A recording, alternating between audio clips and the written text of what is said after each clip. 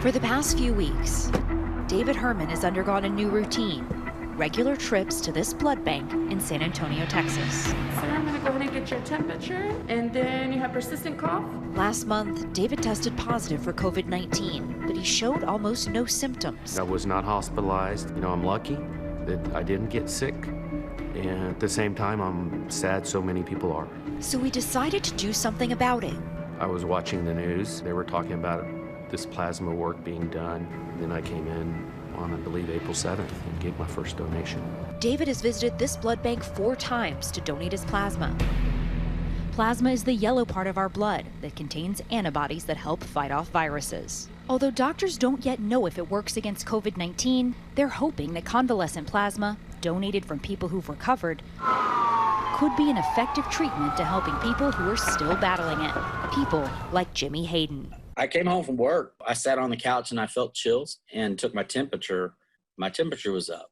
It was like 101.7. By Thursday the 2nd, which is the date I actually went to the emergency room, I could hardly breathe. Later that day, he was placed on a ventilator. As Jimmy grew sicker, doctors looked to convalescent plasma. It's a century-old technique that's now bringing new hope. The FDA has recently put out a national call for potential donors.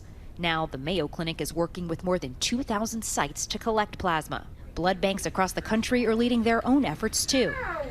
That's where David stepped in. Although it can't be said for certain, since the treatment is still unproven, his plasma may have aided in Jimmy's quick turnaround. I felt like it was the right thing to do to help my community. 6 days after Jimmy was given convalescent plasma, he came off the ventilator. To go from fighting for your life on a ventilator to sitting here talking with me. Yes, and to feel like, every day I'm just getting better. As I saw firsthand last week, Hi, good evening. the donation process takes under 2 hours. Having tested positive for COVID-19 last month, How many bags do I fill up? I met the criteria to donate. This is your plasma right here. I just can't believe that I have the ability to do something that could be so helpful. According to the Red Cross, more than 30,000 people have volunteered to donate through their site, but only 2 to 3% actually meet current FDA criteria. Blood banks are urging all who are eligible to donate. I think that convalescent plasma has the potential to save lives. In general, it's considered a bridge therapy. It's not a cure. It is simply to help patients until a more permanent cure, such as a vaccine, can be developed. Still, doctors say the treatment is experimental and they need more data.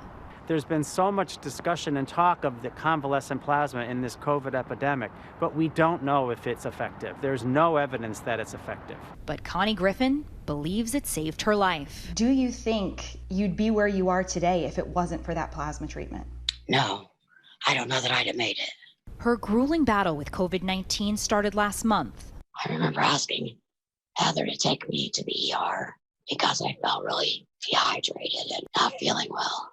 Heather, Connie's daughter, says her mother was admitted and then COVID struck again. 2 days later, my dad ended up getting admitted into the hospital. Soon, both parents' conditions started rapidly deteriorating. I was pretty an emotional wreck by the end of that night. It was heartbreaking. I cried for like 2 days.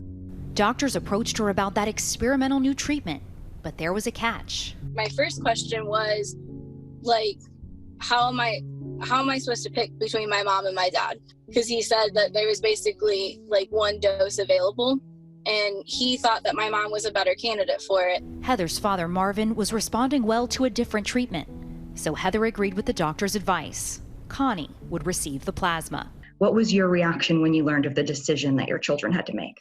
I was very overwhelmed. But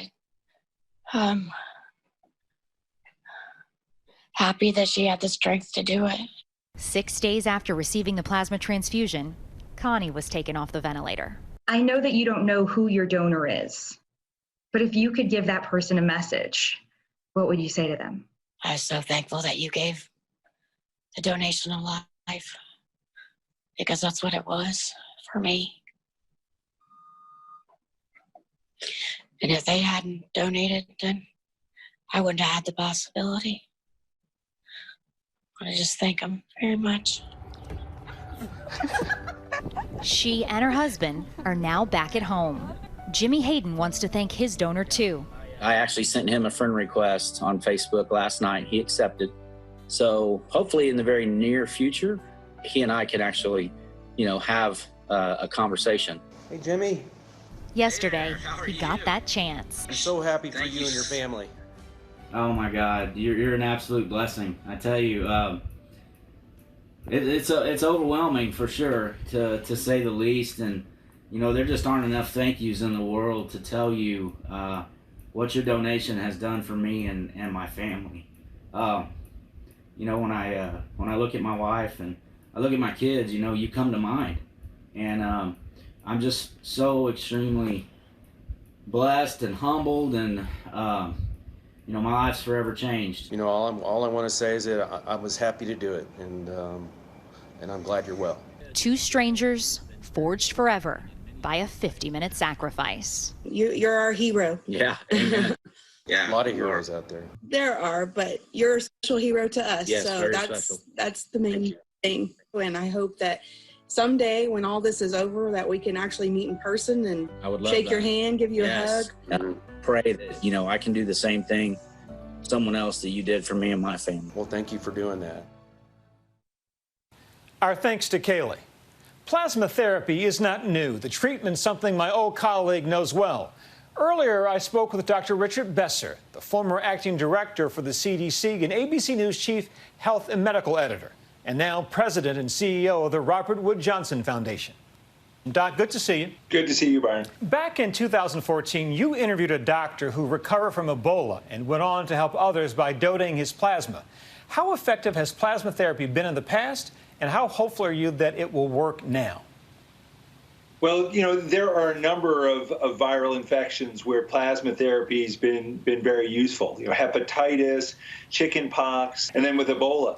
It's too soon to know for sure here, but it's something worth testing. The FDA has put it forward, so it's undergoing trials. Most experts say we really need to ramp up testing exponentially to reopen.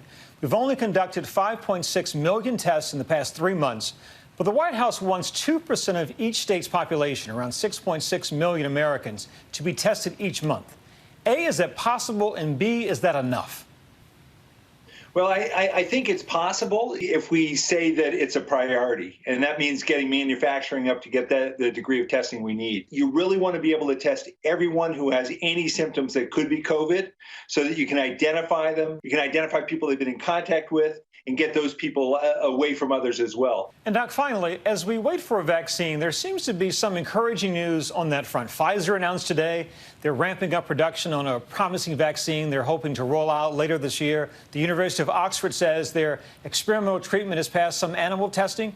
Is there anyone in particular you're most optimistic about? Well, I'm a little concerned, Byron, that we're celebrating prematurely. None of these vaccines have been used in people, have been shown to be safe and effective against coronavirus. So I worry that some of these releases are more about stock price than they really are about science. Dr. Besser, good to see you, my friend. Thanks as always. Really good to be here. Thanks, Byron. Hi, everyone. George Stephanopoulos here. Thanks for checking out the ABC News YouTube channel. If you'd like to get more videos, show highlights, and watch live event coverage, click on the right over here to subscribe to our channel. And don't forget to download the ABC News app for breaking news alerts. Thanks for watching.